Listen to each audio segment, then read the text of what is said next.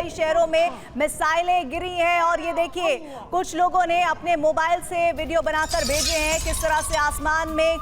मिसाइलें नजर आ रही हैं। जैसे ही वो मिसाइलें गिरती हैं उसके बाद ताबड़तोड़ दूसरी मिसाइलें, तीसरी मिसाइलें और ये सिलसिला रुकता हुआ दिखता नहीं है। तेल अवीव में बहुत ज्यादा नुकसान हुआ है। इजरायली सेना, इजरायली सरकार जितनी भी बात कर ले कि उन्होंने पहले ही अपने नागरिकों को सुरक्षित जगहों पर जाने का ऐलान कर दिया था, वो बंकरों में मौजूद हैं, लेकिन ये तस्वीरें ताबड़तोड़ अटैक्स की बता रही हैं कि बहुत नुकसान हुआ है इजराइल में। वो डेटा, वो तमाम जानकारियां आनी अभी बाकी है। आप मनीष, मैं आपसे समझना चाहूंगी, अभी जैसे हमारे विंग कमांडर आलोक साई जी बता रहे थे कि 3 लेयर इस वक्त डिफेंस सिक्योरिटी है, जिसमें जिक्र उन्होंने आयरन डोम का भी किया, आप भी कर रहे थे, और साथ ही साथ उन्होंने बताया कि एरो 2 और एल्विन के एक और जो डिफेंस सिस्टम है किस तरह से ये काम करता है, और अगर एक साथ 400 missile back to back fire की जाती हैं तो ये डिफेंस सिस्टम कितना ज्यादा एक्यूरेसी के साथ डीएक्टिवेट करने में सक्षम है मिसाइलों को।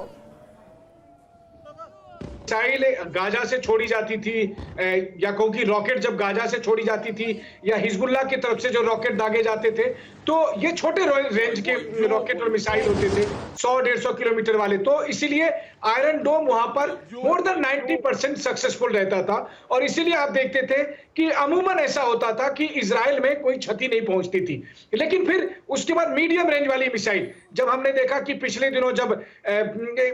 हुती ने जो मिसाइल दागी थी या फिर जिस वक्त हिजबुल्लाह ने तेल अवीव को अटैक करने की कोशिश किया था, तो मीडियम रेंज की मिसाइलों में टेररिस्ट जो उनका एयर डिफेंस सिस्टम है मीडियम रेंज की है, उसका इस्तेमाल किया गया था। लेकिन ये बैलिस्टिक मिसाइल है, 2000-2500 किलोमीटर दूर से आ रही है या मिनिमम 1800 किलोमीटर दूर से वो मिसाइलें आ रही है, और उसको रोकने में इजराइल के पास इस तरह के हमले को रोकने के लिए जो एयर डिफेंस सिस्टम है उनका नाम एरो 2 है, और लेकिन ऐसा लग रहा है कि वो बहुत सफल नहीं हो पा रहा है। और आप कहते हैं ना इमरजेंसी में आप हर हथियार का इस्तेमाल करते हैं, तो इजराइल ने इन बैलिस्टिक मिसाइलों को रोकने के लिए आयरन डोम का भी इस्तेमाल किया, लेकिन वो कामयाब नहीं हो पाए। अब मेरे मन में ये बार बार बात आ रही है कि एक हफ्ते से बाइडेन साहब ये कह रहे थे कि हमने अमेरिका में हमने मध्य पूर्व में बहुत से ट्रुप्स भेज रखे हैं, वहां पर हमारे इतने युद्धपोत हैं। आखिरकार ईरान से मिसाइल चलती है, 1800 किलोमीटर के फासले के बीच में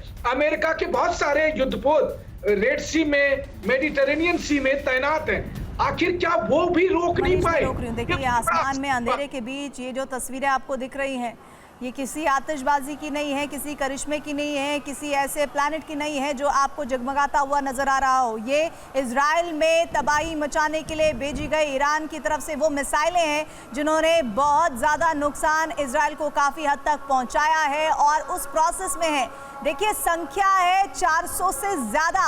और वो डिस्टेंस को कवर करने में कुछ मिसाइलें गिर चुकी हैं, कुछ मिसाइलें डिफेंस सिस्टम के जरिए डीएक्टिवेट हुई हैं, लेकिन अभी ये सिलसिला कितना लंबा ईरान की तरफ से तय किया गया है इसके बारे में अभी कोई डेटा नहीं है। लेकिन हाँ, 400 से ज़्यादा ये बैलिस्टिक मिसाइलें हैं, और ऐसे में 3 लेयर जिस डिफेंस सिस्टम के बारे में इजराइल को लेकर कहा जाता है कि बहुत मजबूत है, उनमें भी कुछ चूक हो रही है।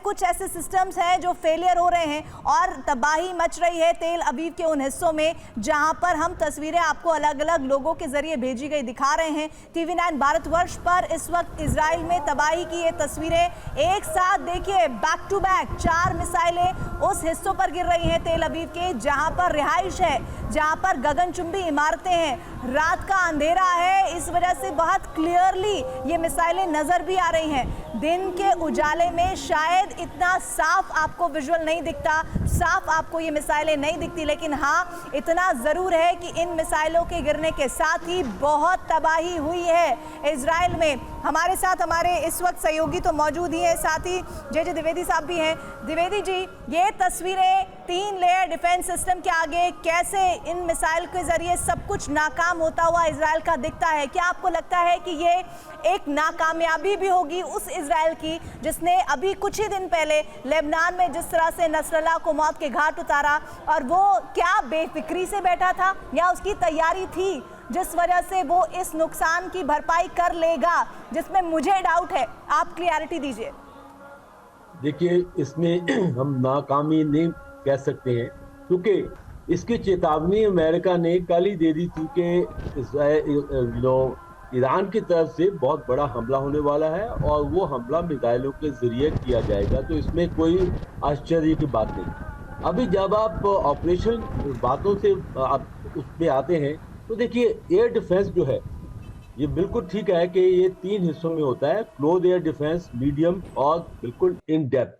तो जब एक समय 400 मिसाइल दागी जाती है तो ये वाजिब है कि कुछ एक मिसाइल वो जो डिफेंस है उसको भेद करके वो आगे निकल जाएंगी, इसमें भी कोई शक नहीं होती है।